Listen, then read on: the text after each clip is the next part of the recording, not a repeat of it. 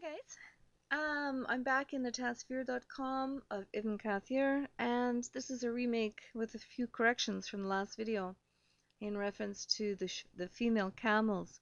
So let's scroll down and see where we left off.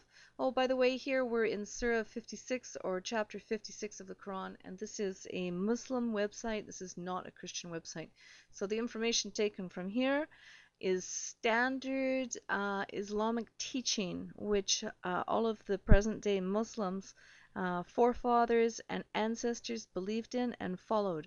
So, because Ibn Kathir is one of Islam's top scholars, historical scholars, which every Muslim believed in throughout the centuries. Okay, so let's go down to where we left off before. We were talking about uh, a ramskin-sized grape that Muhammad said would feed the whole clan of a fellow Bedouin. Let's read on now. We left off where this paragraph was describing how easy it'll be for the Muslims to reach the fruit in paradise. You know, that nice ramskin-sized grape. But let's go on and see what happens after this story. Right away, Allah, he goes in and he leaves the fruit for the virgins. And we're going to read now what else Allah has to say to us. It says here, on the couches raised high, meaning high, soft, and comfortable, Allah said, Verily, we have created them a special creation and made them virgins. The ayat describes the women who will be on the beds and couches, but since mentioning the beds hints at them, they are not directly mentioned. Isn't that cute, guys? If you think of beds and couches, you can automatically assume that there are sexy women laying there waiting for you. Let's go on and see what else we can read here. For instance, Allah said that Solomon said, when there were displayed before him in the afternoon well-trained horses of the highest quality, he said, I did love the good instead of remembering my Lord till the time was over and it was hidden in the veil of night. And as I said before, it is referring to the sun setting. And so, in other words, Solomon did enjoy the good instead of remembering his Lord till the time was over and the sun set into the darkness, or, it became dark. So, what is the message here? It's fairly clear, I think, that Allah in the paragraph before is talking about women on beds and referring it to or equating it to Solomon having well-trained horses of the highest breed. And I said in the last video, a fancy breed, because this is what they're going to be, is very fancy women. After all, Allah's going to refashion them. So let's move on. Now we know that women in Jannah are going to be the equivalent of well-trained horses. Let's read on here. It says, Verily we have created them, implied the maidens of paradise, although it did not mention them directly. Blah, blah, blah. Let's read on. And the whore, look at that. I love this word, whore. Whore is the same as the English whore, spelt different, but does the same action and, quite frankly, means the same.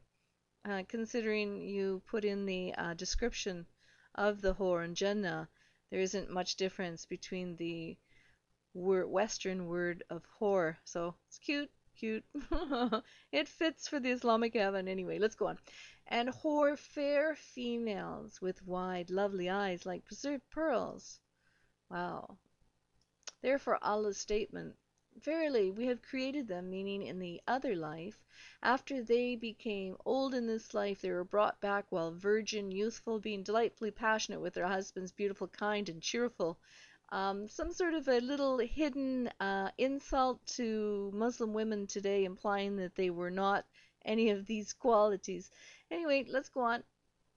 In paradise, the believer will be given such and such strength for women. Wow. This is where Allah is apparently getting a little bit carnal, He's a bit of a carnal character. But anyway, let's read on. I asked, Oh Allah's messenger, will one be able to do that? And the answer comes back, he will be given the strength of 100 men. Ooh. All right. Excuse me. Let me fan myself. This is getting a little bit hot here. This is a hot topic. The man will be able to have sexual intercourse with 100 virgins in a day. Those Muslim men. Man, they're gonna make the rounds. Anyway, all right, let's read on. What else? Allah's statement. Ibn Abbas said, they were in an infatuated state with their husbands. Haven't you ever seen a she camel in heat? She's like that. She's like that. She is like a she camel in heat. Just remember that, guys. These virgins are acting like she camels in heat. And of course, I wanted to know what does a she camel in heat looked like and looks like, and then I found that YouTube and that video YouTube, which is actually apparently a male uh, camel in heat. Let me show you again. There we are, a handsome male camel in heat with looks like a big long slippery tongue coming out, but apparently it's the back roof of the mouth. Still very gross. Apparently, this is the male camel in heat. And but you know what? I'm sure that those male Muslims, when they get up to Jannah, this is what they're going to look like if they're going to be so busy with 100 virgins up there a day. Either they're going to be exhausted with their tongue hanging out, not be able to continue on, or they're just going to be slippery, slimy characters that are going to be busy on beds, right? Let's carry on and see what a female camel in heat looks like since it's described in the Tasvir. All right, I went to another site. I hope that this is going to be what it is, what it is. But let's see. It says here this is the Food and Agricultural Organization of the United Nations, and I did a little search here: female camels in heat. I hit the search button. This came up, camels. I clicked on that. I scrolled down here.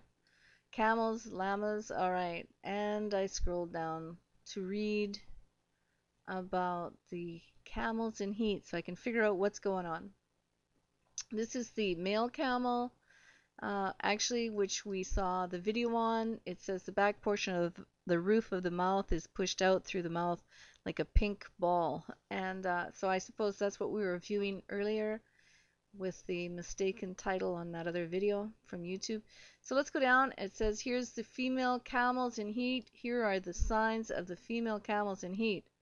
She becomes restless and separates from other animals, sprays urine while using her tail, and look at that. Woohoo! The vulva becomes wet and swollen. So, this is obviously what was being implied in the Tasvir of what a she-camel looks like. And this is what the women in Jannah, these virgins, are going to look like. They're going to be obviously very, very noticeable that they are interested in the hoochie coochie business up in Jannah. Carnal heaven that Allah has given to his followers. Disgusting. And there you have it again, guys. They are in an infatuated state with their husbands. Haven't you ever seen a she camel in heat? She'll be like that. All right, guys. So I don't think there's anything more to discuss about what the nature of these women are for up in Jannah. They are strictly an object of sexual gratification for the Muslim men. With that said, that's the end of the video, and God bless you all. Jesus is the only savior for this world. Islam is false. And if Muslims don't see the truth soon, it's going to take them where they don't want to go. So we need to pray for our Muslim friends that they will get saved. Till next time.